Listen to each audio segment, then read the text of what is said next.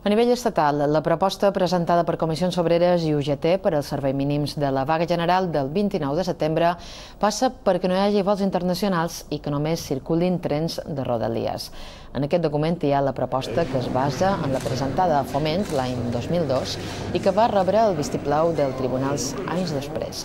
Asseguren que garanteix el compliment tant del dret a la vaga com del de transport.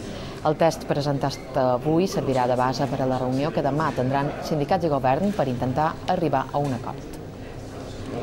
Son sustancialmente iguales a los que se hicieron en el 2002 y por lo tanto entendemos que absolutamente razonables y que en ese sentido será posible el acuerdo. La responsabilidad o no del acuerdo está en quien preside esta casa. Es intención de las dos organizaciones garantizar el derecho fundamental del transporte a los ciudadanos y las ciudadanas el día 29, pero también es garantizar el derecho a la huelga de los miles y miles de trabajadores y trabajadoras para el día 29.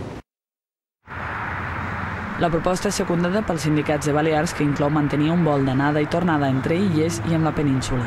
Això no només se fa a Espanya, això és un rebuig de tota Europa en contra la política econòmica que el Zapatero y la resta de gobiernos europeos están implicando. Esta es la propuesta que se va a llevar esta mañana y que está por negociar y que, bueno, evidentemente, como no puede ser de otra manera, nosotros avalamos.